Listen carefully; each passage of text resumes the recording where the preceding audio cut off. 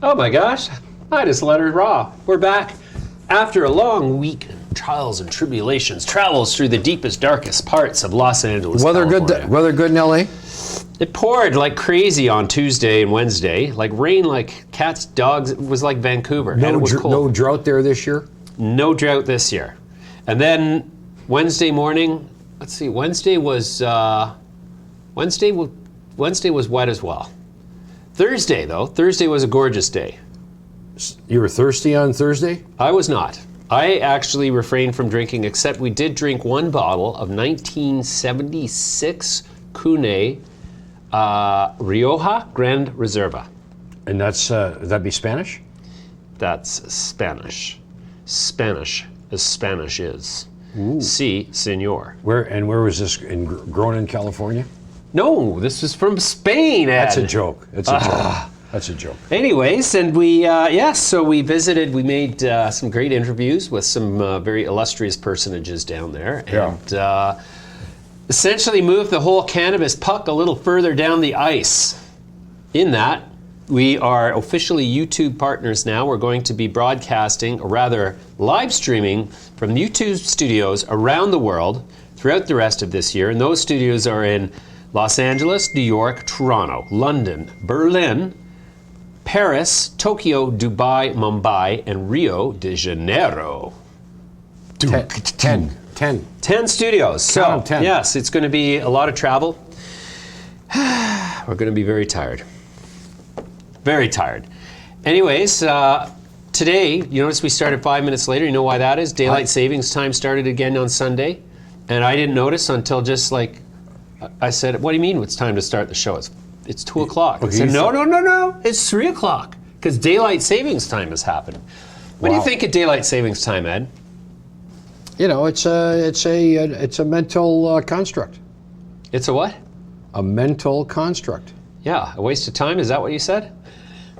You know, I don't get it. You look at the end of the day. I guess it's about spending less on hydro, so you got more time at night. That's bullshit.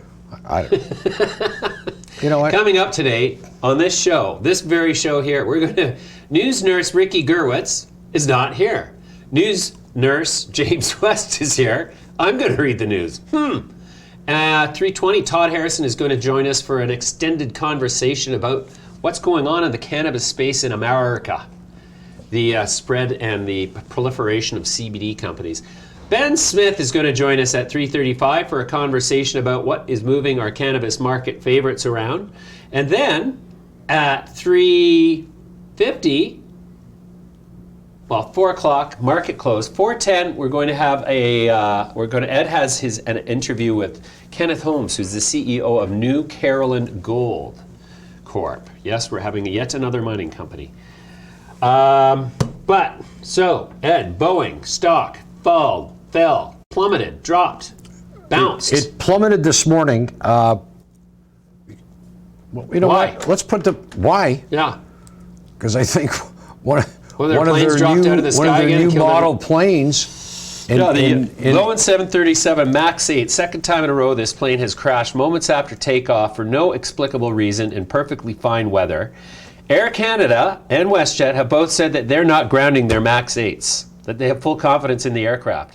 I have lost all confidence in Air Canada for now, and I'm not flying anywhere on Air Canada or WestJet for the time being, because I don't understand how an airline can let an aircraft continue to fly like that when two brand new versions of the model, and the key here is it's new. So this is where the problems happen in a new model, is when it's new. So if there's got a problem and it's new, how can you let your planes fly when two of them have already fallen out of the air and killed everybody on board? I mean, give your heads a shake, people. That's just not right. Yeah. Let's just put the chart up for a minute. I just want to make a point here, a technical point. Yes. So look, this is 6 months, but look, Boeing hit all-time high. All-time high here, 1, 2, 3, 4, 5, 6, 7 days ago, 7 business days. And it was slightly through the band, but look, 1, 2, 3, 4, 5 bad days, then a little green day, so maybe a bit it looks like a bottom's in, but no, bad news on the weekend. Stock drops precipitously from 420-ish down to 365. Look how below this band this is. Yeah. This is rare. This doesn't happen very often. Look at the volume, monster volume. And what happens? It's this now rallied off the low. Well, this is one of my favorite examples. $35. This is one of my favorite examples, Ed, where fundamentals render technical analysis kind of moot. In that nobody can see that coming. It's a black swan event of the purest kind.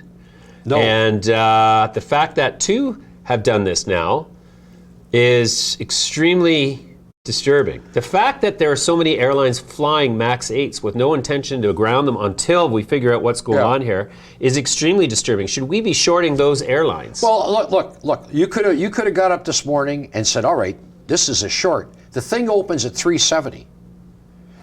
You look at the chart and you say, well, you know what? I'm going to wait for a better entry point to short because this is so oversold now, and it was on a technical basis. So maybe technically it doesn't tell you the future, but maybe it prevents you from making a mistake because if you waited half a day, now you're going to short it. You're going to short it $25 or $30 higher than you would have shorted it this morning. So that's something to think about. Early bird gets the worm in the short strategy. Well, you know what? Look, the volume is horrendous. I mean, this is slippery slope. A lot of airlines are not going to fly this plane. Right. Well, all Chinese airlines have grounded their MAX 8s. Yeah. And, I don't understand what's going on with Air Canada. They've got different MAX 8s, or they're just because we're in Canada, the chances of not knowing how to deal with whatever that problem is that causes it to suddenly lose altitude and stall and plummet. Business relations between China and U.S. are probably not exactly rosy right now when you think of Huawei. So it doesn't surprise me that Chinese are going to immediately say, hey, ground this plane. True that. All right, let's talk about the news. All right. Big news today. What is the big news today? Well, Aurora Cannabis announced that it has commenced sales of cannabis to the German pharmacies following receipt of all necessary approvals from the Canadian and German regulatory authorities. Pedianos, their German partners selling 5-to-1 drops, have become the first extract-derived oil product compliant with the German monograph in pharmacy preparation. You know what a monograph preparation is? No. So a monograph preparation is when a health authority will issue a bulletin that basically says, here is what your health product must look like in terms of molecular distribution, configuration, etc. This is what can be in it. This is what can't be in it. These are the ratios that it must have. So it's pretty important. Aurora is the medical cannabis market leader in Germany and has supplied the German market with direct cannabis flower via Aurora Deutschland since December 2015 and with Canadian-grown Aurora products since September 2017. Supreme Cannabis is back in the news. They've announced a signed letter of intent with Malta Enterprises, the economic development agency of Malta. The LOI is the first step of Supreme Cannabis application for a cannabis production license in Malta, obviously of interest because it is a gateway point to Europe. Valens GroWorks, trading VGW on the CSE, announced it has entered into a multi-year extraction services agreement to provide cannabis and hemp extract services to the Green Organic Dutchman, TGOD. Under the terms of the initial 2-year agreement, TGOD will supply Valens with an annual minimum of 30,000 kilograms in the first year, increasing to 50,000 kilograms in year 2. The cannabis and hemp biomass, which Valens will process into premium quality resins and distillates using certified organic extraction processing methods. Valens expects the first shipment to arrive and begin processing early Q2. Village Farms International, TSX VFF, and trading on NASDAQ now under the symbol VFF, announced that its 50% owned joint venture partner, Pure Sun Farms, received the 7th amendment to the cultivation license for its 1.1 million square foot greenhouse in Delta, BC, from Health Canada. The amendment permits Pure Sun Farms to expand cannabis production area by approximately 206,000 square feet to a total of approximately 1.3 million square feet, featuring 16 grow rooms. This is amending the entire growing area at Pure Sun Farms. Greenhouse is now licensed for cultivation. The new licensed area is expected to be planted by the end of 2019. International Canada, we're going to skip that one.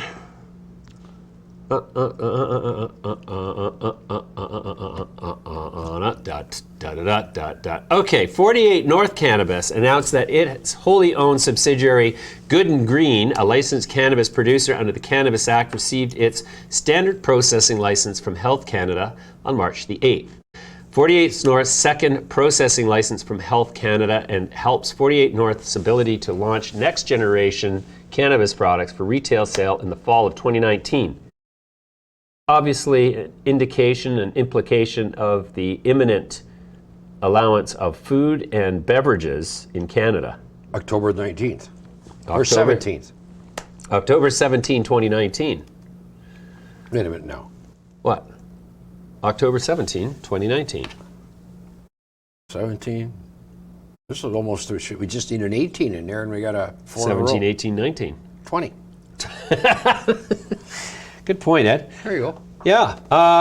Wanted to talk quickly about what's going on in our Canadian political system. The Prime Minister of Canada, Justin Trudeau, insists on clinging to power instead of having the, let's call it the political maturity to understand that his position has become untenable, and the only way for the Liberal Party to survive the next election is for him to resign immediately.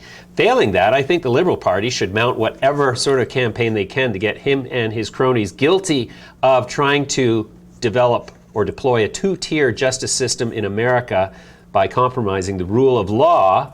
Should all be ousted from the Liberal Party. As a Liberal voter, I will not vote for the Liberal Party again until such has occurred.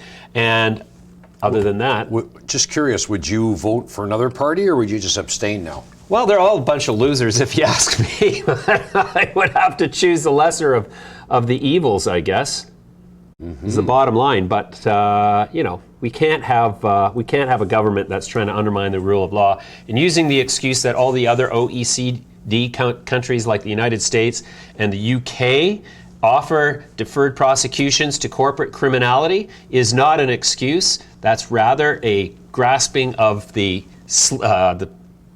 anchor that is sinking those countries further and further into the moral morass. So that's not a good excuse. The moral morass. Not that I'm political. I'm apolitical. Actually, today I'm even more than apolitical. I'm anti-political.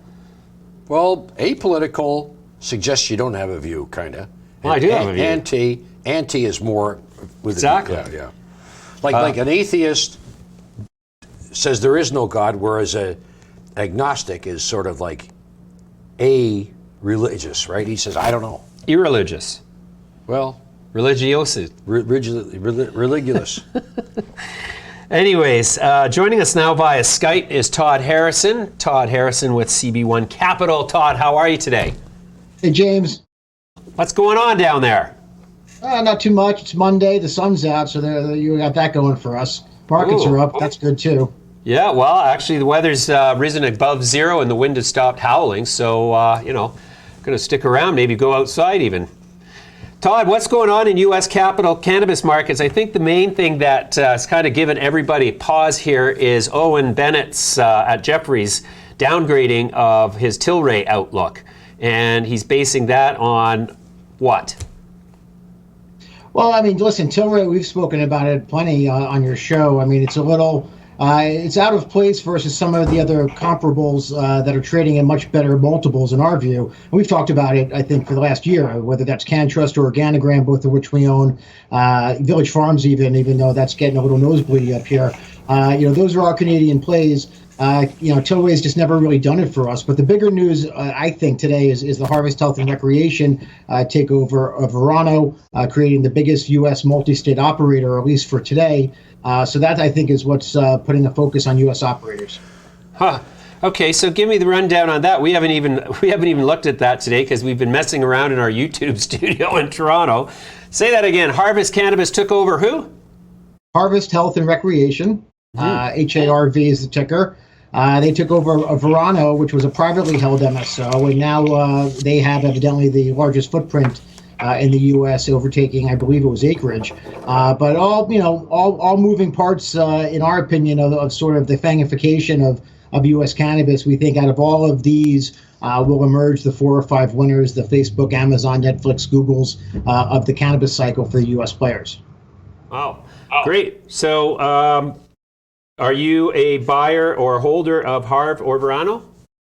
We own Harvest. It's been one of our larger holdings. Certainly, we like to trade around our core positions. We had sold a little bit into the run-up at the beginning of the year. Very fortuitously bought some back last week, and maintaining our percentage weighting. But again, we look at these, as we say often, 3 to 5 year lens. So with a 3 to 5 year lens, we're trying to make sure that we maintain our core and sort of navigate our way to the other side of what we foresee to be asymmetric opportunities for U.S. cannabis. Sure. The proliferation of the CBD opportunity continues unabated here, especially in the U.S. with the passage of legislation recently making that federally permissible. It strikes me, Todd, that some of these CBD operations that are suddenly coming to market where, they're making some pretty big claims about being the biggest and ultimately the most profitable. It strikes me that the CBD market is going to be one of the first ones that's ripe for oversupply here, especially in the U.S. What's your take on that? Well, I don't know about continuing unabated. The Department of Health across, United States, across the states, has made this very onerous for CBD brands, for particularly anybody that wants to use it as an ingredient in food or beverages. Paradoxically, that should benefit the existing players, Charlotte's, Elixinol, TGIF, all of which we have positions. As you know, we advise 1933 Industries, TGIF. But certainly, we think that the best days are ahead of these names, and it's going to be tough to want to roll out CBD brands. I mean, it's going to be everywhere. But to your point, you can't really make claims. I don't even know if you're allowed to call it CBD as opposed to full spectrum hemp oil. And certainly distribution is going to play a role there. But still very early innings. We talk to a lot of people, and most of the people we speak with just don't see sort of the value proposition for cannabis writ large. Interesting. Todd, a lot of companies are sort of starting to position to spread to the U.S. in Canada, or rather to the Europe in Canada. And the perception is, whereas 3 months ago, the perception in Canada was, okay, the Canadian market's far more mature than the U.S. market, so let's all go and grab multi-state operators. Now the multi-state operator sort of model is a saturated playground. Arguably, now I know you're going to disagree with me there, but so there's at least in the Canadian investment space, it's kind of like people are saying, well, okay, so the U.S. place is a crowded playground now with a lot of U.S. operators. It's going to be harder to compete there. Let's go to Europe. And so, I think it's all about gravitating towards the lowest hanging fruit. Do you see that Europe is becoming more attractive relative to U.S. operators at all? Or do you still see the U.S. multi-state operator as the ultimate playground for new money coming into the space? I don't think you could be, there's any question. I think Beacon, our friends at Beacon Security said last week in one of their notes that U.S. multi-state operators are trading at a 69% discount to their comparable Canadian peers. So I don't know where where the crowded sandbox or whatever the analogy was. We think that the MSOs are, certainly provide the best risk reward. If for no other reason, you think of the optionality that's going to be introduced when banking reform comes through. That alone gives you a pretty wide margin of error, in my opinion, on some of these multiples. And again, I was speaking with a reporter earlier who was making the valuation case on the MSOs versus last year's numbers, and that just doesn't make sense to us. We're looking at 2019, 2020 even in terms of what we see is relatively inexpensive ways to play this space, as much as I can say that with a straight face, given sort of what the numbers are right now. But it's going to take time, and I think that's sort of the opportunity, again, if you're looking with a 3 to 5 year lens. But, certainly don't think that first of all, you got the United Nations vote coming up. That all indications are they're going to push the reclassification of cannabis out to March 2020, which sort of aligns with the U.S. election, right? But the the World Health Organization has already recommended a rescheduling. As you know, they certainly sealed that, and by sealing it, I think gave them the cover to push this out one more year. But nonetheless, that's sort of the paradox for a lot of these international plays, and certainly puts the focus back on the U.S. opportunities, at least for us. Huh, interesting. What about the states that aren't really making moves towards legalization of cannabis? Like I'll call them let's call them the Bible Belt, for want of a better word. I mean, states that seem to, be resisting the trend. Do you think that they're ultimately going to have to jump on the bandwagon and, move the entire U.S. market more and more towards a national sort of legality? I mean, listen, I don't think these genies are going back in the bottle, and particularly since we continue to learn more and more about, as we call it, the efficacious agility of cannabis. And this is not just a one-off for anxiety or for stress or for anger or anxiety or stress or for any of the maladies that sort of are being tossed around for cannabis right now. But certainly as we get into the clinical trials and start to understand more about how some of these compounds are reacting in indications such as cancer, brain cancer in particular, autism, Alzheimer's, and the such, I think that perception is going to take several years to kind of turn, I think, maybe sooner. But as people come to realize that cannabis is not about getting high, it's about getting well, and it's a lot of these cannabinoids are actually very therapeutic and good for you. That's an offside societally. So I think all of those states are going to come. Some might come sooner, some might come later, but they're all going to come because this, in our opinion, is going to morph into rough justice, $1 trillion plus industry in a good decade's time. Okay, great. Do you have any new companies that are on your radar that maybe the rest of us haven't heard about? We have 3 to 5 year horizons on a lot of our names. So, the same names that we have been talking about for some time, whether that's GW Pharmaceuticals and obviously names like Village, as that starts to play out in the marketplace, Village Farms. We're pretty constant in our names. A new name that we recently added that we think is interesting is CB2 Insights. That's CBII on the Canadian exchange, and I'm certainly not going to make the case for the stock here, but we bought some recently, and it's probably worth doing some due diligence on. Real company, real revenues, just a new listing.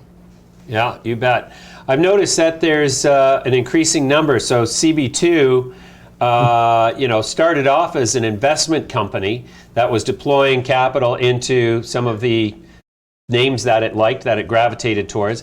And then it became an operator, which, that's kind of the path that was followed by MedMen, by Acreage Farms, by a whole bunch of companies. Is that business model still a viable one in your view in terms of newcomers to the market, or do you think that's a crowded sandbox? Well, I think as with anything, it's a function of who the operators are and what the strategy is. This is a greenfield for new industry, and certainly there's going to be generational wealth in our opinion. But most of the companies out there are probably going to fail. It's probably an analog to Y2K, the dot-com bubble and bust. We don't know who the Friendsters are versus the Facebooks versus the MySpaces, and if you don't know who Friendster or MySpace is, that's sort of the point. Right? We all know who Facebook is. Right. So, all of that has to be proven through. And like I said, most of the companies out there likely fail, but the ones that survive are going to just see all kinds of benefits, both for the company and for investors in those companies. You bet. All right. That's great, Todd. Thanks again for your input. We'll come back to you soon. Have a great day. Thank you, James. Interesting. So the thing I like about Todd is he is unwavering in his strategy as it pertains to cannabis investment for his firm, obviously, and that's what I call discipline. Well, he's talking like $1 trillion industry in in 10 years. Well, yeah, he and we call it a $2 trillion industry. There was a news item out that it could be a $130 billion industry, and it's like, well, yeah, that's a stop on the way for sure. But I think he's absolutely right when he's talking about multi-trillion-dollar industry. If you think about the idea that we're moving towards a future where every man, woman, child, dog, horse, and cat has CBD and or other cannabinoids in their lives on a daily basis, that certainly kind of like paints a picture for some pretty big potential. So, I mean, in his statement about the potential for a dot-com era type of meltdown that causes basically a consolidation, leaving just a few big players standing, I mean, I don't see that personally too much as a risk. I can say this now because now Todd's not here to defend himself, and I'm going to just no. But I'm less afraid of that than I am this next wave that I see as the big risk, where so many low to zero quality participants rush into the space, and the investing public, who feels like they've missed the boat, are lashing out to grab any passing piece of flotsam or jetsam in this torrent of cannabis companies that they think anything is going to make me money.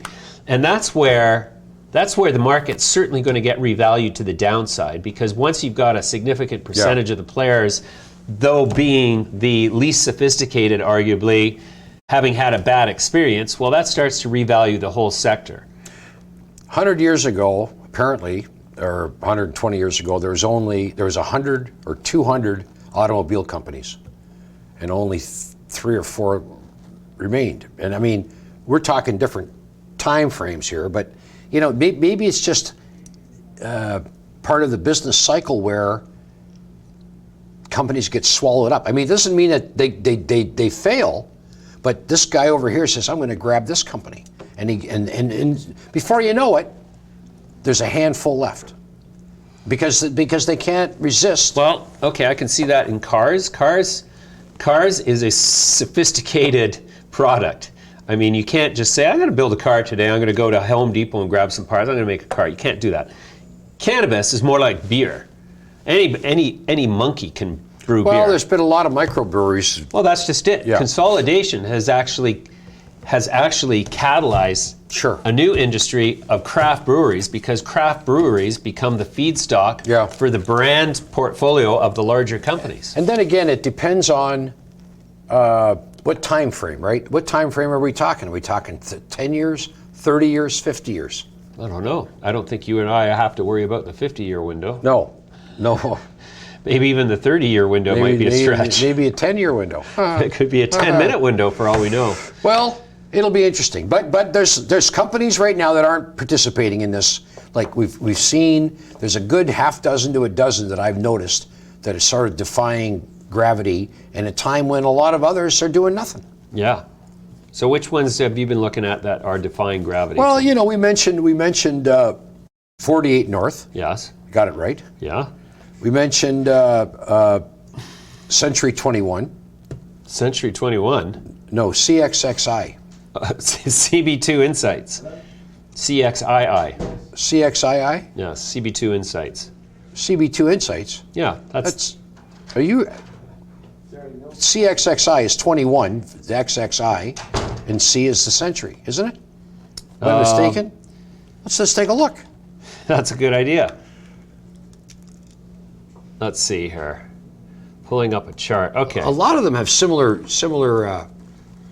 yeah. CXXI on the CA. Oh, CXXI on the CNX. C21 Investments. Yep. What was I thinking? Century 21. Well, C stands for Century. There you go. 21st century. Look at that. Now that thing, look at this now. This thing has come down to $1.50. Probably a good entry point here. Could be. You know, I would say that's a good entry point. You think so? Well, look at it. It's fundamentally, it went up on fundamentals. Right. So a correction on when it goes up on fundamentals is usually a good time to come in. Arguably. I think so. That's a good. And Chiron's done well. Yeah. You know, after the Kronos has obviously done really well. Mm-hmm. So there's some bigger ones, there's smaller ones.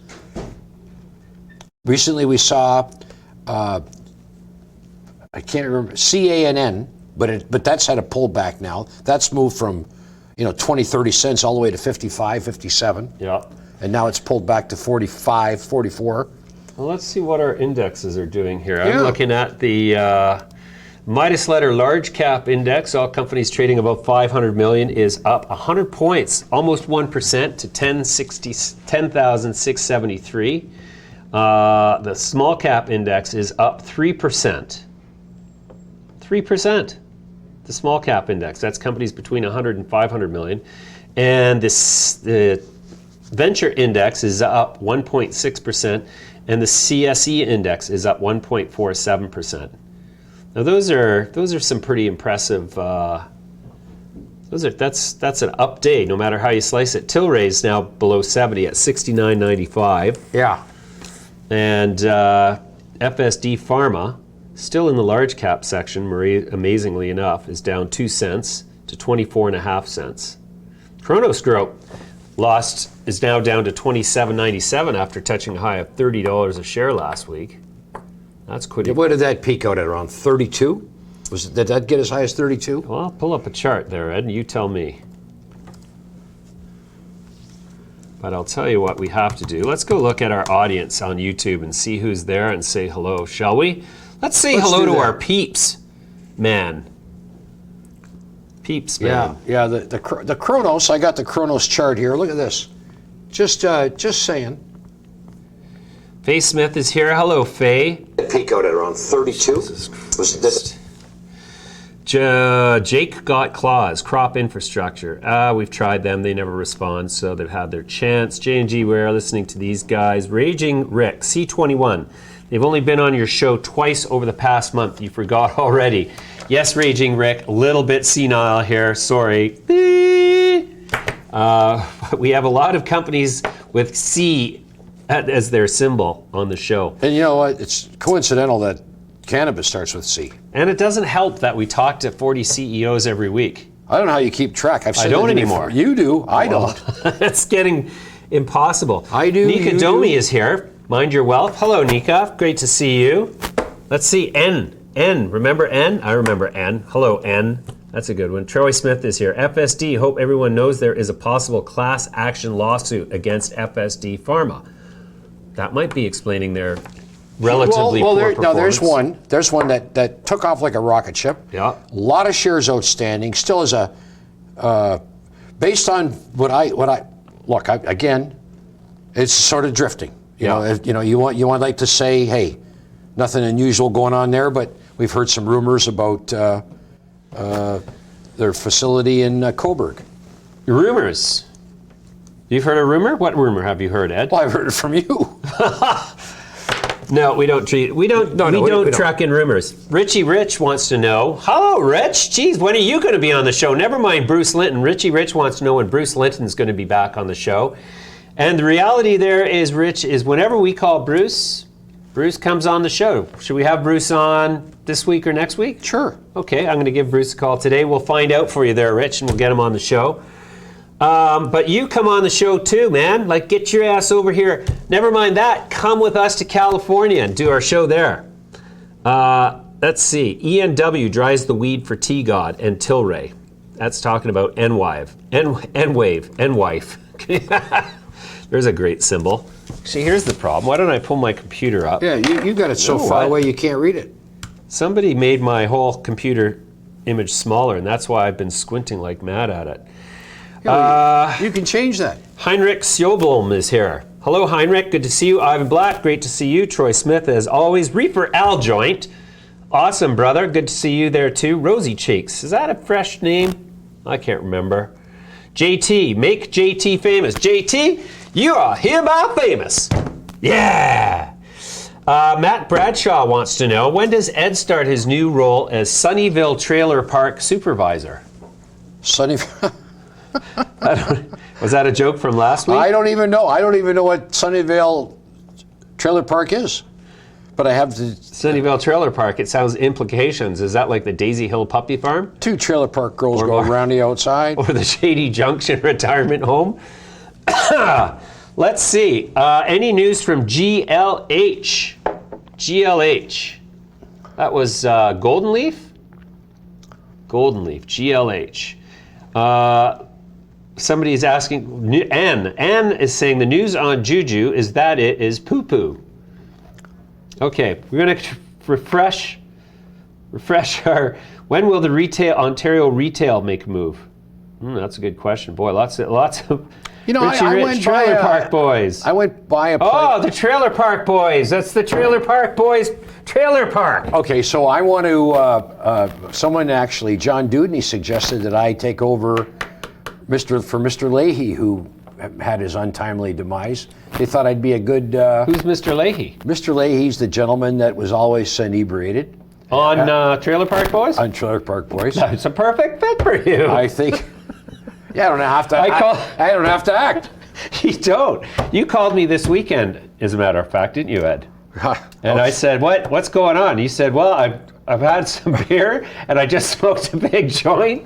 And you just thought I was lit. You were lit, and that was, I was at home by myself, and I got this Zeus vape from one of our guests. Yeah. And I fired it up, and I got pretty high, and I played the guitar so hard that my fingertips are now very raw. So you don't have to worry about being ID'd from fingertips. You can commit some crimes. I think I pretty much blew them off. Yeah. Yeah. Surgically removed. Surgically removed. Trailer Park Boys await your words. Let's, Leahy. Juju. T. Dirksen 15 has a big frown emoji. Here's my emoji for Juju. Yeah, you look like a frog. That's making the blooper reel for sure. Yeah. Anyways, so we recorded some stuff at YouTube Studios in Toronto today. And we're not going to air that today. We're going to have it later on. Let's take a look at what's happening. Pre-recorded events board. Let's take a look at what's coming up. Here's an idea. Here are some upcoming events. CV Sciences, CVSI financials will be coming out Q4 on March 12th. CV Sciences conference call, you'll be looking forward to that on the 12th of March as well at 4:30 Eastern. Acreage Holdings, look for their financials Q4 on March 12th as well. And Acreage Holdings will have their conference call on the same day, 8 a.m. Eastern Time. Tilray, ticker symbol TLRY. Financials will be coming out for Q4 on the 18th of March. Tilray's conference call, if you're interested, will be happening March 18th, 5 o'clock Eastern. The Kronos Group, CRON, their Q4 financials will be released on the 26th of March. And if you're interested, you can call into their conference call on the 26th of March at 8:30 a.m. Eastern Time. Ed, welcome back. Thank you. I should say welcome back to you. You're the one that hasn't been here. No, that's right. Welcome back. I was actually, you know what I was doing? I was down in the YouTube studios in Los Angeles, California, where we are going to be shooting 1 day a month starting next month. 1 day a month in Los Angeles. We're going to shoot 1 day a month from the New York YouTube studios. And then we're actually going to shoot probably once per month from London, Berlin, Paris, but Dubai, Mumbai, and Tokyo are going to have to wait. Rio de Janeiro is on there because we're starting a cannabis company in Peru. A brand new cannabis company in Peru. Ooh. Really? Yes, we have one of the first medical licenses granted in Peru, and the company is called Inca Cannabinoids. And basically, we're producing large tracts of outdoor cannabis, THC and CBD, which are going to be extracted in a GMP pharma plant for export to Europe. That's the business model of our new cannabis company. Calling on your cannabis knowledge, and I'm being very serious, is outdoor grown pot more, I don't want to say lethal. Gooder? Gooder? Is it better than... Incorrect! Better inside. Well, you can't say that something grown outside is better than something grown inside, because it depends under what conditions they're grown in both environments. I mean, and it also, in the cannabis world, what constitutes good? I mean, you've got the people who are THC enthusiasts who think that the only good cannabis is high THC cannabis. There's no point in smoking cannabis unless it's high THC. And you got your CBD enthusiasts who, and I'm one of those guys, I kind of like THC too, but not as much as I used to. But it's all about the CBD. And do I want to smoke CBD? No, I don't want to smoke CBD, even though I did try that the other night, and that had a very pleasant effect. I don't believe it's not psychotropic. It is. very mildly so. However, when it comes to CBD, I've got this 47 milligrams per milliliter concentrated oil extract blended with medium chain triglyceride oil. I prefer that because it's like one dollop under your tongue and boom, you're CBD'd up for the day, motherfucker. You good to go, rock and roll. Right. So, no, I don't believe that outdoor is better. So, take for example in the United States where CBD is legal, you're going to be able to grow hemp, which is low THC, but also relatively low CBD.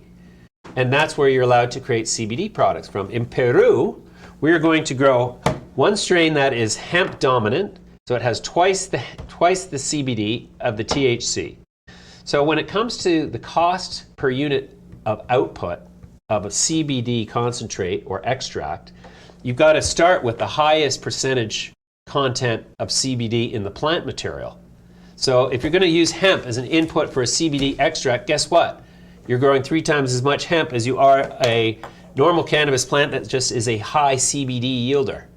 So in Lima, Peru, again, which is one of the great things about Peru, labor costs, very low. Land costs, super low. Nutritional supplementary costs, very low because so many of those high mountain valleys are naturally fertile. Growing season in different parts of Peru, year-round. Need I say more? Is Peru going to be one of the lowest cost outputters? Absolutely! You know, that with our brothers in Colombia growing at Doima, Chiron. Yeah. Chiron is, this is where the lowest cost of production, CBD and THC, is going to occur. And whereas in the United States, everybody's rushing to grow THC and CBD because you can't import anything into the United States. So the United States has basically hived off its own market and said, this is our sandbox and nobody but us can play here. That's fine, but it kind of flies in the face of the idea that free trade and free markets are basically the cornerstone of democracy. Right. I don't know how that's getting reconciled in the thoughts of the American thought process at this point. There's trade wars are looming, and that's what trade war is the precursor to war and depression. And depression. Are you depressed? No, but that's what they said. Smoke dope if you're depressed. You won't be depressed for long. Dr. Jimmy and Mr. Jim.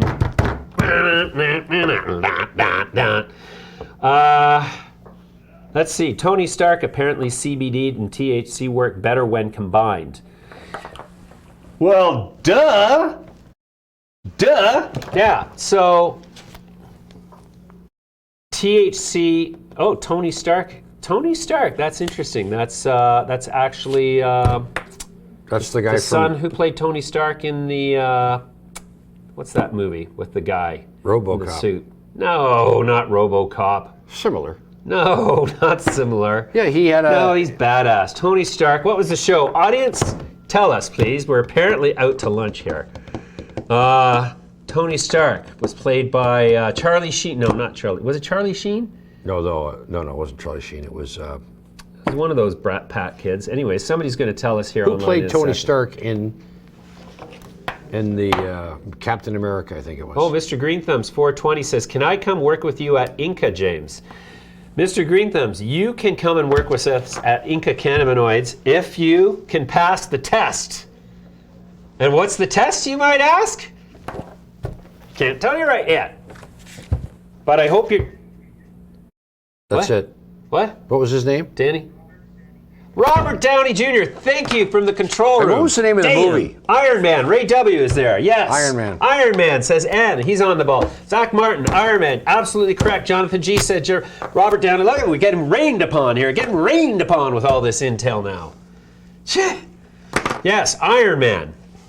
Anyways, so yes, we will be hiring, but you can't be a U.S. national if you want to come and work at our Peruvian cannabis operation, just because we don't want to have those problems when we're traveling to and from the United States. Right. Because in the United States, cannabis is still federally legal, if I'm not mistaken. Isn't that right, Ed?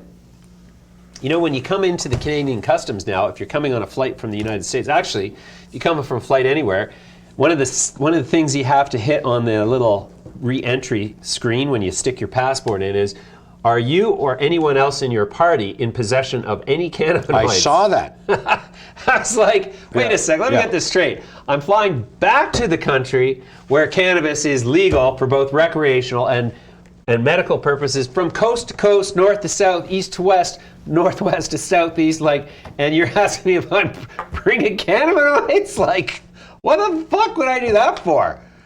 Yeah, yeah. I'm just like, no, you got it all wrong, yo. You should be pointing that sign the other direction. But anyways, yeah. Ann says, post up that job posting. Mr. Greenthumb 420 says he can pass that test, meaning that he's not a U.S. national citizen. Anyways, where do I apply to Inca? Look at, we got a whole army of workers here. You know what? We're going to put this place in one of the, well, there's several areas that we're examining. I'm going down to Peru in 2 weeks, actually, to go and tour the various places where land is available, agricultural land that we're going to acquire. And we're going to see. So, yeah, absolutely. Send in your resume to Midas Letter at MidasLetter.com if you're interested in joining us at Inca Cannabinoids, based in Peru, mind you. Now, this means moving to Peru. And I can say, as somebody who lived in Peru for 2 years, there are a lot worse places to live, in fact. Yeah. Peru is still beautiful. Quite, it's cost of living is reasonably low there, right? Yeah, really. Yeah. Reefer Aljoint says he wants to be the Florida correspondent. We should open up a studio in Miami. That's a hell of an idea. How do we get in early on Inca stock? Well, funny you should ask that. No, I'm just kidding. Inca is a private company. It is not currently raising money from the public. And even if it were, we could not be seen to be in a position of soliciting investment for a company like that, because that's not what we're allowed to do. So what can I tell you? Nothing. Come and meet us at the bar later. No, just kidding. The food looks amazing. The food in Peru is amazing. Well, it's rated one of the top cuisines in the world. It is one of the top cuisines in the world. A lot of microclimates. You know what? The great thing about Peru is there are 14 different climates in Peru. Do you know how many climates there are in the world? 15. 18. Really? Yeah. On one climate they don't have is Arctic climate. Well, that's right. That's one of them. What's the big current that goes up? Humboldt. You got it. The Humboldt current. Yeah, that's what makes it. That's where, that's even why, in the summertime it's too cold to swim off that beach. You know who should go up there is Howard. Down there. Humboldt Howard. Humboldt, he'll have to change his name to Humboldt Howard Glassman. Shrinky Howard. Yes. Reefer Aljoint, I still have my bidder number for the Florida State County Clerk's Office real estate on the auction block.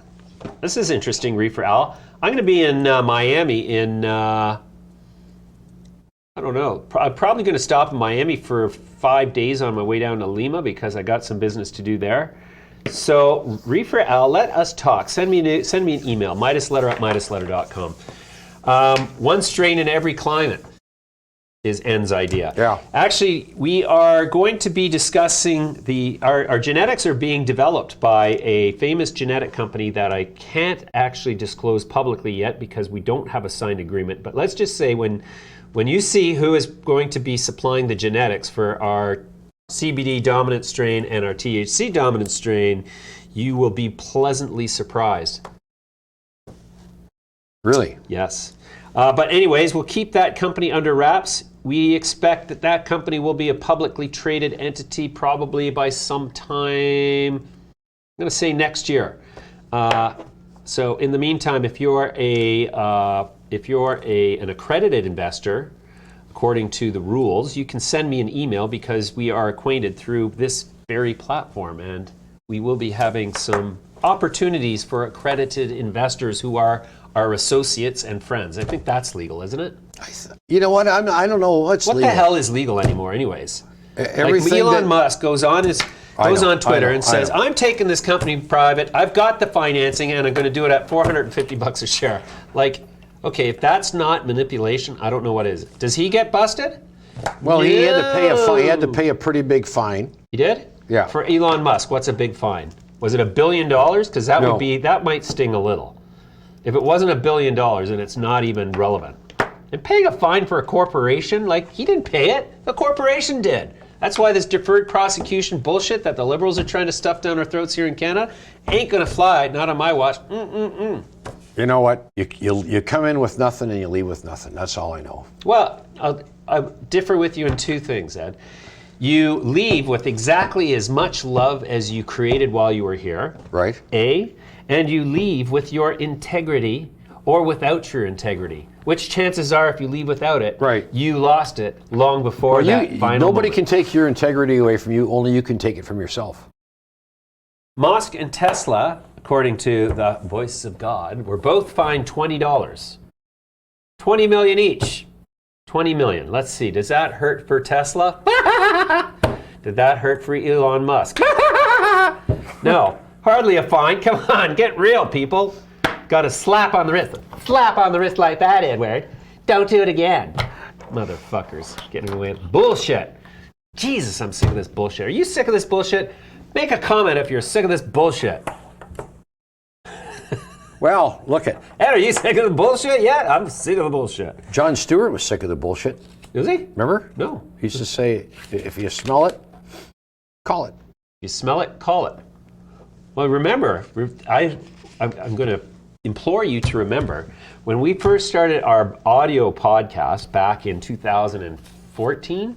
14, 15. Something like that. Remember at one point I was lobbying for us to call it the fragrant satchel? Yes. Yes, the fragrant satchel. And we sort of decided that people probably wouldn't really understand what the meaning of We that call was. it the 10 baggers. Yeah, well, the fragrant satchel was basically another way of saying a bag of shit. But Matt Bradshaw says, you want studio in Miami, okay, open one in my trailer. I'll be the liquor man. Matt, we'll certainly stop by. We'll do a segment. Hey, what about this, Ed? What if we start connecting with our audience and saying, you know what? We're going to come and smoke whatever you're smoking, drink whatever you're drinking, get to know you for an hour, do a segment on the show if you're so inclined, and then we're just going to leave and just get to know our audience like in a real way. Like go there, get high, you know, tell them what we're buying, what we're selling, what we're drinking, what we're smoking, what we're chicken, what we're choking, what we're... No, never mind, can't go there. Wonder what the global beer industry is worth. The global beer industry. Let's just check that out. That sounds like a song for mission for Google. Google, global beer industry value. It's better come up in the first thing. Oh, I misspelt it. Okay, well, it's close. Sales of the leading beer companies in the world in 2018. So Anheuser-Busch InBev, $56.4 billion, Ed. That's right. Billions in U.S. Right. Heineken Holdings, $24.7 billion. Asahi, makers of Asahi, and I think Kirin as well. Oh no, Kirin's the next one. So Asahi's number 3 at $19.4 billion. Kirin Holdings, $16.6 billion. Molson Coors Brewing, $10.9 billion. Yeah. Carlsberg Group, Denmark, $9.4 billion. Constellation Brands, there we go. There's the first brand that's actually a cannabis company, $7.6 billion. Now I know some people are going to say that, whoa, Molson Coors is a cannabis company by virtue of its investment in Hexo. They didn't invest anything in Hexo. So, and Thai Beverage, $5.6 billion? Like, that's amazing.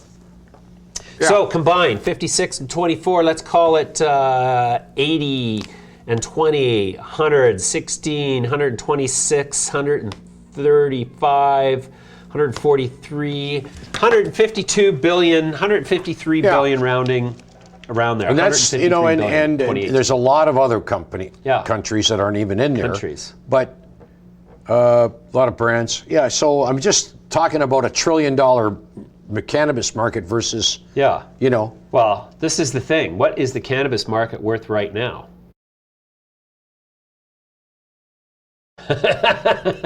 Certainly 100 billion. I bet you if you punch that in, you're going to get a list of bar charts like this. Yeah, but it's got to be worth 100 billion. 100 million? 100 billion. 100 billion, yeah. I would say easily. Maybe. No, not in sales, though. No, but market value. Well, actually, I bet you it is 100 billion if you included all the black market sales. Sure. There's a thought. Block market or black market? Block market. Yeah. The black market's something altogether different. Isn't it? Yeah. Yeah, and there's been the black market continues to thrive, doesn't it? Well, you know why the black market continues to thrive is because I'll say it once, I've said it again, and numerous people who are among the more seasoned connoisseurs in my universe all say the same thing. I have never received what I would consider premium dried cannabis in the mail in Canada. That's all I have to say. Okay. However, I have received some pretty damn good extract. Woo! Really? Well, yeah, my daily CBD dosage comes from my good friends at Green Relief, who are, I'm hoping, going to go public any day now, because I've actually owned shares in them. That's probably the best CBD extract oil I think that I've had anywhere in the world. In terms of the potency, the ratio of impurities being THC to CBD. So the problem is if you go down in the United States and have a lot of that goddamn high test CBD, it comes with a fairly strong dose of THC as well, which if you do a big dose of CBD, like you do 15 milliliters of CBD, you're actually consuming sometimes as much as 3 milligrams of THC, which is enough to take you out of the headspace that you didn't want to fuck up, and that's why you do CBD and not THC. So any THC is basically not what a CBD consumer is looking for. Interesting. Yes. Also, did I tell you I rubbed CBD oil, concentrated CBD oil, on my sunburn? Yeah, you said that worked, didn't you? Yeah. It killed the heat from the sunburn. I was able to sleep that night. Really? Just saying. Oh! Market's closed? Oh, I just had a thought here. I'm going to try to do something here. Now, you carry on with the audience, Ed. All right. I'm going to put up a chart. I want to see what the S&P did. I know we had a good day. I want to see how good. Wow, look at that move. Wow. Okay, so we got a chart up here. Yes. And I got to tell you, this market can turn on a dime. But we've talked about this before. But we came off, and I was thinking we'd have a much bigger correction. Then I started looking at some of the comments by some of the guys on Twitter talking about how the Dow transports were down 11 days in a row, and look at this contra move here. So there's zip in this market, but I'm gonna take this chart off and put up the Dow transports because why? Because we can. DJT. Now I'm going to put up a 3-month chart. Look at that move. Look at that green candle today. But we saw evidence that things were turning on Friday when, look at this, 1, 2, 3, 4, 5, 6, 7, 8, 9, 11 red candles in a row. Apparently that's only happened 7 times ever. No kidding. Look, I'm just going by what I read.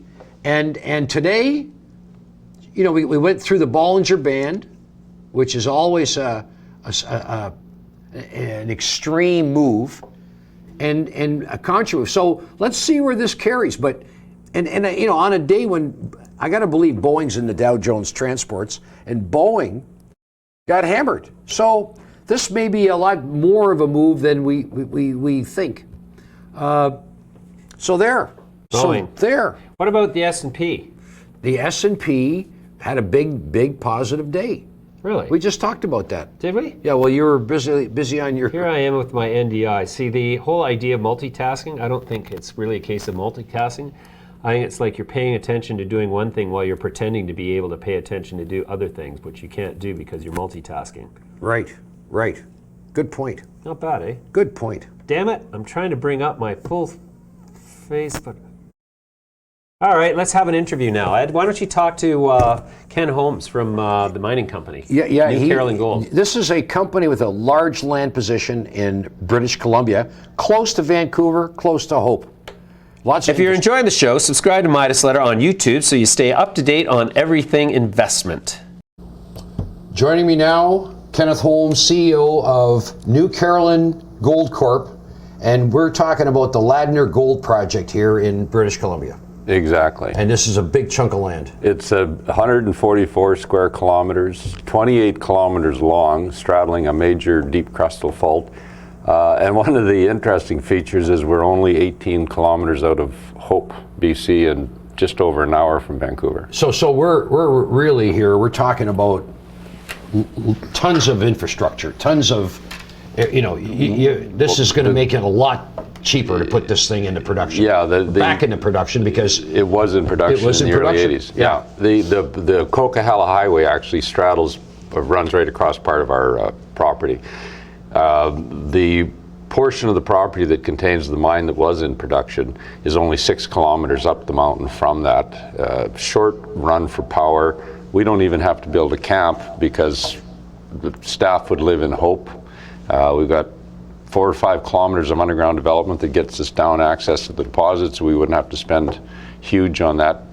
The historic mill has been scavenged and is rusted out, so we need to rebuild that. And we've got a pristine tailings facility with lots of capacity. So really, it's just building a mill and adding to our resource. And you have a resource of almost 300,000 ounces. Right. There's 5 former producing mines on this property? Yeah, the Carolin was the significant one. It produced over 40,000 ounces. The Emancipation's the next one. It produced around 3,000 ounces. And the rest were all smaller artisanal type operations. But the fact is, and they were all, the Carolin was in production in the 80s, but the rest of them was all like 1920s and 30s and, small operation, but it demonstrated the gold up and down the entire structure. Unfortunately, fortunately for us, that work was really what's all that's been done on the rest of the property. The bulk of our historic drill database is at the Carolin. There has been some other drilling, but most of that property is relatively unexplored, particularly with modern techniques. So this isn't like a piece of Swiss cheese that's got... No. This is the exact opposite. Exactly. Yeah, and so you got all kinds of targets. And you're telling me about some of the juicier ones. Well, a lot of these have really good high grade, but we do have one occurrence that I would mention to you that I really want to get a drill under this year. According to the records, some old miners took a couple of tons of ore out of this one location and got 30 ounces of gold. So that's 15 ounces a ton. At today's price, that's like $20,000 rock or something like that. Yeah, exactly. It's a big number. Now, I'm not going to tell anybody that I'm going to find a mine with that, but when you have that kind of grade, I want to know what else is there and where it goes. And sure. And this company was rolled back. 10-to-1 consolidation this time last year. So right now, and we did a couple of raises at higher prices this past year. We did one just at 15 at Christmas, small one, but the other ones were all done at 30 and 35. And even after that, we still only have like 31, 32 million shares out right now. Right, and some of your warrants that are out there are at 35 cents? Yeah, the small placement we did at Christmas was just over $300,000, and those warrants were done at 25 cents, but everything else is 35, 40 cents. Sure. And I know the junior resource markets is not friendly right now. You got to have something, but if you drill some good holes, you get rewarded. Like we've seen it with Great Bear. And by the way, the gentleman that runs that company is on your board. He is. He's an independent director on the company, but he's. Now it looks to me like you've got the land package. You're in the pretty good area. You've got some permits too, don't you? We still hold the original permit from when it was in production back in the 80s. Now, obviously, we'd have to do some amendments to that, build a new mill and file a new mine plan, but it's a big leg up over starting from scratch. Yeah, clearly. for sure. So and under that, we've maintained the tailings facility. So, and if you see that, the tailings facility is our tailings facility is a big water dam that holds back the tailings. Like this is not going to be wouldn't be something cheap to build. This would be a multi-million-dollar civil engineering exercise to build that. We don't have to do that. We have it, we maintain it, we go through government inspections annually just to confirm the state of the thing, that it's in good shape and there's not a problem with it. And so it's available to us if we were to ever put the mine back into production. Have you had many discussions with intermediate-sized mining companies about maybe... I'm starting that process right now, and in fact, I've had discussions with 2 companies. One of them is still looking at it. The other one was talking about possibly being a lead order on a private placement rather than a joint venture. But I'm talking to these people about both, because the size of no matter what money we raise this year, we wouldn't begin to do this property justice just because of the scale of it. So let me ask you this question. So looking at the scale of this property and looking at the drilling to date, and you've been familiar with this, what percentage of the drilling has been relevant? In other words, is this thing 10% drilled? Is it 5% drilled? No, the bulk of the drilling has just been on the one location, the Carolin mine. Right. And the Carolin mine sits on maybe right as we speak now, if you drive into the portals on the different levels, they only go back about 1 kilometer. Well, this is a 28-kilometer long property, and the bulk of the drilling has been around that. So you can imagine just the scale of the property that hasn't been explored with modern techniques. We've got airborne geophysics on the whole thing, but there's no extensive ground geophysics or drilling on. And this is an orogenic deposit. Right, a mountain part of the structure is created through the mountain building process, the tectonics, and the geos tell me this is an analog for the Mother Lode deposit in California. Okay. And one of the features, and Braylorn, and one of the features of those is they run deep. That's what I was going to ask you. So how, you don't know how deep it can go. No, exactly. What altitude level are you at here? Oh, we're, I don't know what Hope is, but is it like 3,000 feet? It wouldn't be that much. Okay. It would be. So it's fairly manageable. It's high. Oh yeah, it's high enough up that we get lots of snow, but the fact that we drill in year-round from the underground, snow's not an issue. Yeah. So you really, this looks like, if you don't know, I'm kind of blown away about the size of the property and some of the grades that you have here, and a story like that with the 2 tons in the back of the pickup, 30 ounces of gold. Yeah, it's underexplored. Totally underexplored.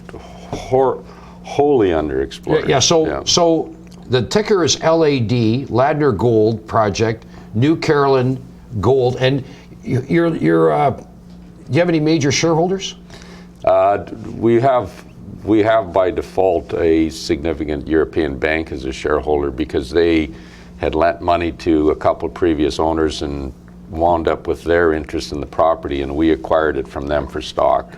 And that's Deutsche Bank, and they're a significant party, but they're not. At this point, they're a passive shareholder. They're not active in it. So that your stock's pretty well retail held. Would you say that's a fair statement? Exactly. Yeah. And in fact, the most of the placements we've done in the last year have been with people close to the company. So and we've just had gold back off about $50, and I was thinking that it was about to take off, and a lot of other people thought the same. Well, I'll give you one comment about that. I'm not a predictor of where gold's going to go, but we're still over $1,200. And I did a little exercise a few months back. In our technical report, part of the historical narrative in that report shows the production month by month when it was back in production, 82, 83, 84. So I went back online and I pulled up gold prices during that period. I took the Bank of Canada inflation converter and I converted them to 2018 prices. And during the period that was in production, gold basically went from about, in 2019 dollars, from about $900 to the highest was $1,070. So still well under what we have today. And when they shut down in 84, gold had dropped to what would be the equivalent of about $675 in today's prices. Right. So price is not bad. I would love the price of gold to go to 1,400, but I don't think we need it. Yeah, yeah. And you got lots of infrastructure. So again, right now there's about 31 million shares. How much cash are you sitting on right now? We've got a few $100,000. We're looking to do a raise to get the drills turning. Yeah, okay. Yeah, and as it happens, I have a drill. We have a drill sitting at the end of our 835 level, ready to go. It was there from the summer. We did some drilling this summer, and our driller's been fantastically loyal and left the drill there ready to go. Right.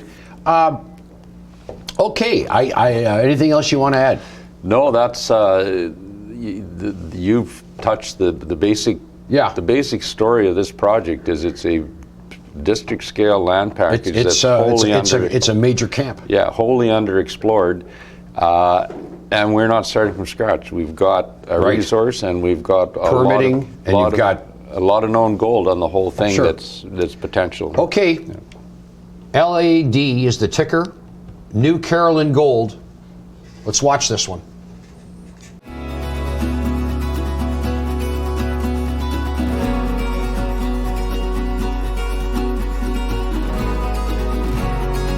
Let's talk about Aurora. Recently, your financials, you've more or less delivered on. Here are the headlines moving markets today. If you're lucky to buy it 3 days ago at 37 cents, and I think it has a lot to do with some of these smaller names giving recreational cannabis is here. It's quite dry. So I'm going to eliminate the stocky bits.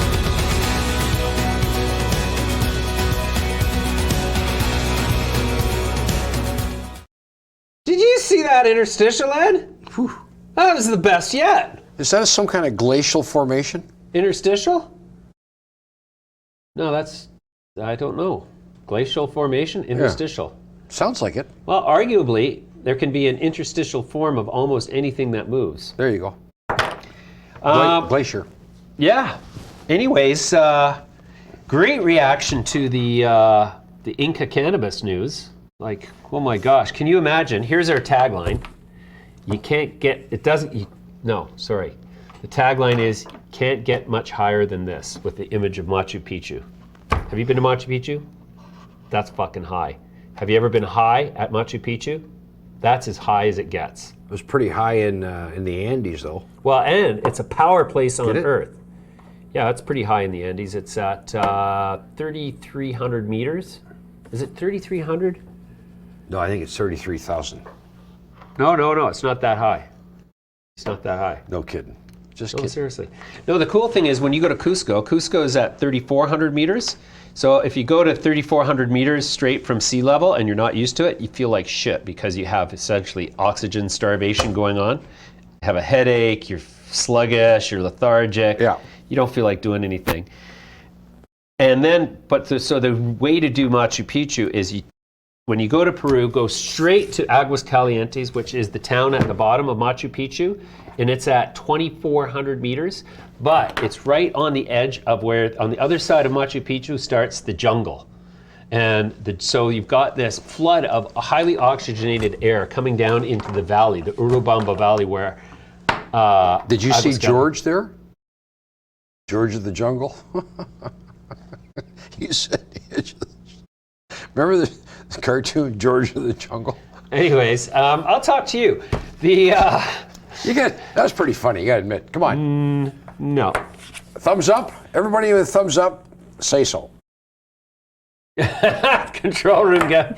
You got a vote from the control room. George of the Jungle. Here, tell me about the jungle. Anyways, so the thing is... Certainly you saw Tarzan. Okay, never mind. Are there any sane people here I could talk to? No, so you go up to Machu Picchu, you take the train straight to Aguas Calientes, you spend a day in this oxygen-enriched environment before you go up to Machu Picchu. You feel good, is my point. People who come to Cusco and spend a night in Cusco and then they go rushing up to Machu Picchu, they feel like shit. Isn't that the national, what's the national drink of? Pisco. Pisco. Is Pisco and Cusco related? No. Really? You'd think they would be. No. Pisco? Nope. Cisco? Nope. Cusco? Nope. Fusco? Pisco is is Pisco, basically... I like Pisco. Its closest relative in our realm would be grappa. What do they have? Grappa's made from the skin of grapes, and Cusco's made from the grapes without the skin. Yeah. But it's basically grape liquor. It's Grape brandy, liquor. arguably. It's like a brandy, but it has a very different character. But anyways, we're going to be drinking lots of...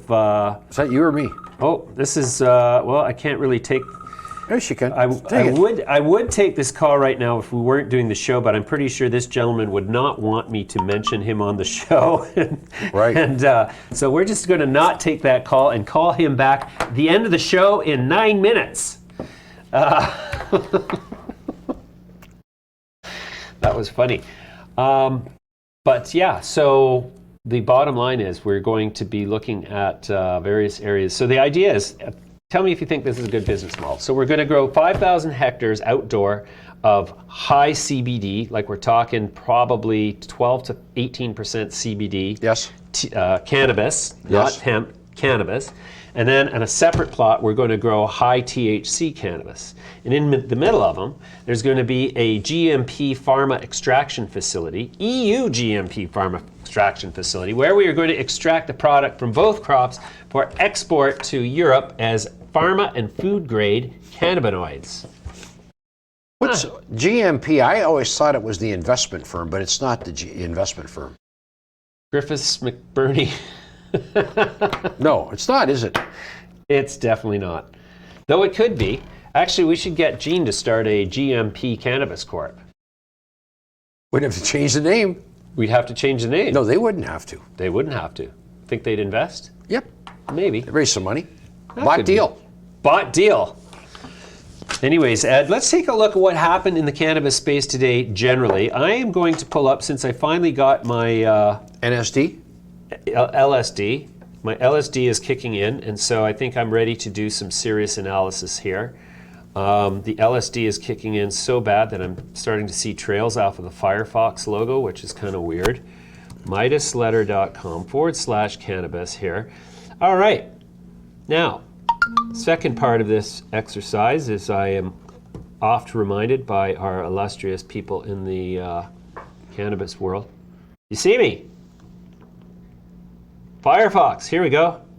Look at that. All right, so here we have what happened in the cannabis space today. Well, the large cap index up 1.28%. You're wondering which companies are in the large cap index? Well, we just click on this little button here. This is all available, by the way, at MidasLetter.com/cannabis if you want to see what's going on in the Canadian cannabis world. Only the Canadians. Click on that sucker, and one day it might actually go there. But so here are the companies listed in order of market cap. Now you'll notice that there are no U.S. operators in this list.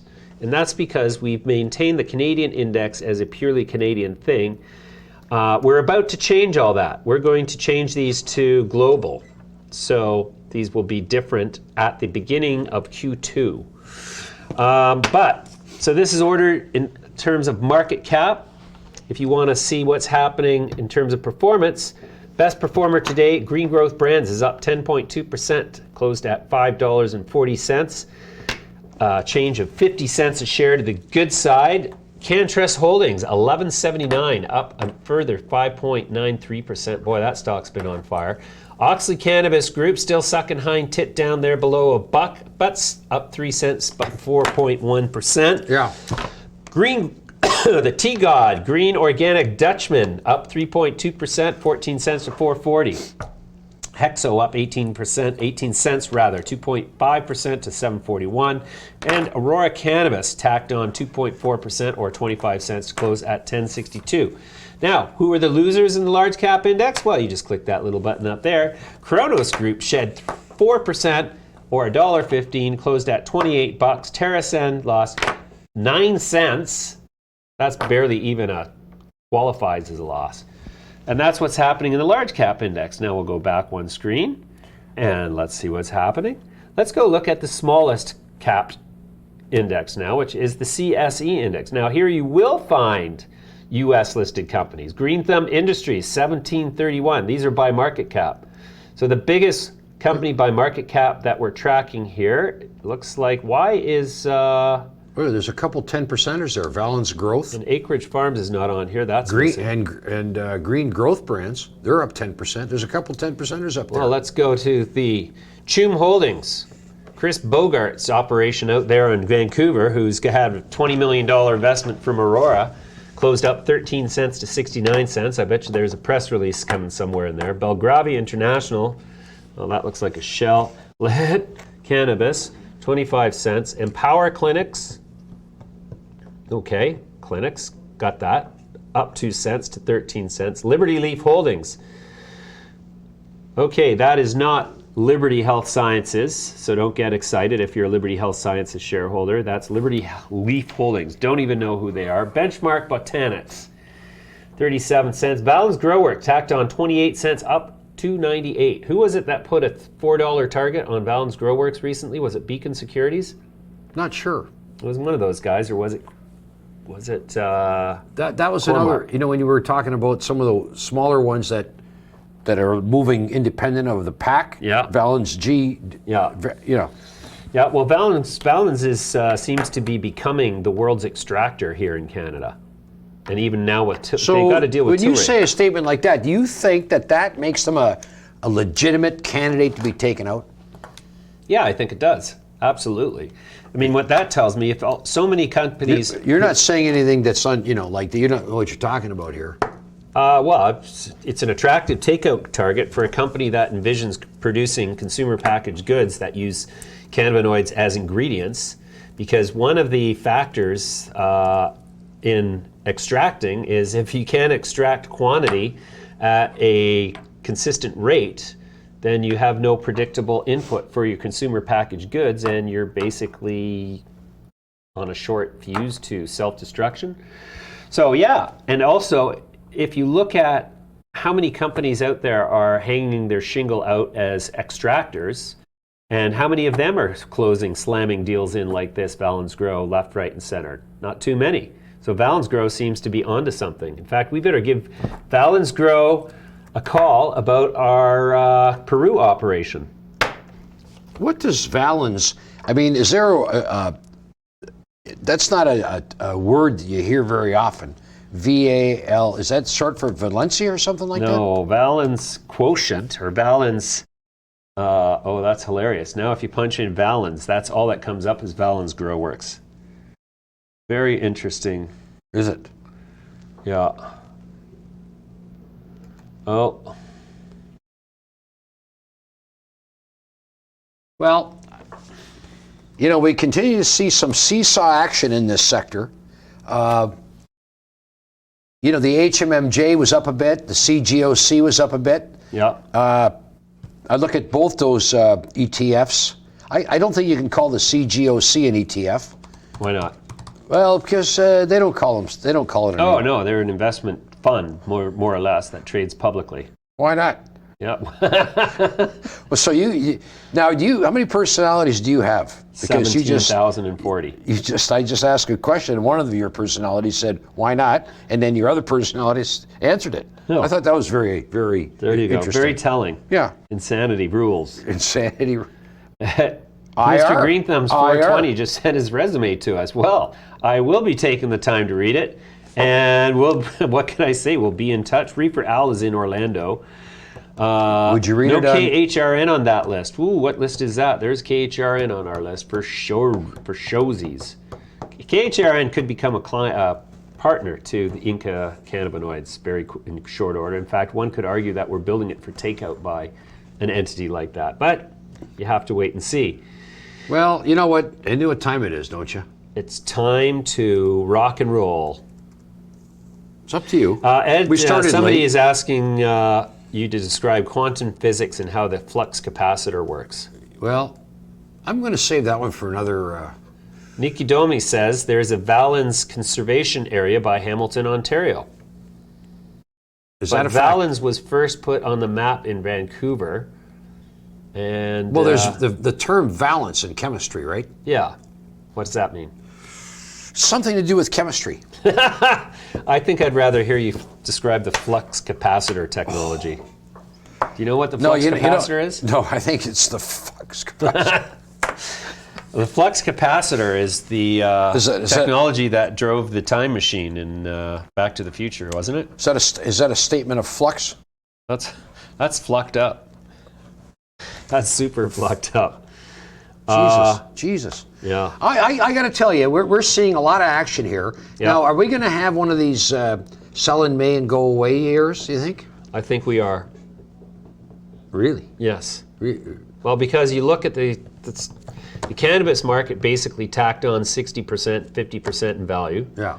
And that means at the head of the pack of the people who made money are the CEOs and all of the investors in those companies. So do you think they're going to go enjoy their summer vacation on a lake somewhere, or go traveling to Europe, or do something like that does not involve going to work every day and looking at the stock market? I think that's a pretty safe bet. You know what I'm going to do for the summer? I'm going to all the studios in Europe, and I'm going to make more cannabis videos on YouTube. Yeah. Apparently that's all I'm good for. What am I going to be doing this summer? You'll probably be doing that right there with me, won't you now, Edward? Hope your French is good. How's your French? You know, speak but French? my French is about as good as my Polish. You're Polish. How's your Polski or Gorky? Dobrze pan. Dobrze Polski Gorki. Dobrze pan. Dobrze pan. Yeah, so look at that. What else are we going to have? CB1 Capital. Why is that our title for today? Oh, because that's where we started with Todd. Todd. Yeah. Anyways, big thanks and shout out to Todd Harrison for his participation. He did indicate when I offered to donate $50,000 to charity of Joe Rogan's choice, he said, well, that's great, James, but the rest of us only want 25 grand now to come on the show. And for a minute there, I was like, oh, I thought he was serious for a second, but of course he's not serious. Let's see, John Murphy, William Lay, are you familiar with the Peruvian cuisine? Delicious, I might add. Here in New Jersey, I'm about 10,000 west of Guibridge, many Peruvian peeps. Oh yes, we love Peru. We love Peru. Anyway, so that's our first our first day of the daylight week. savings time show of the year. And day of the week. First day of the week. Yep. We hope you enjoyed yourself. Please don't hesitate to subscribe, and we'll see you again tomorrow.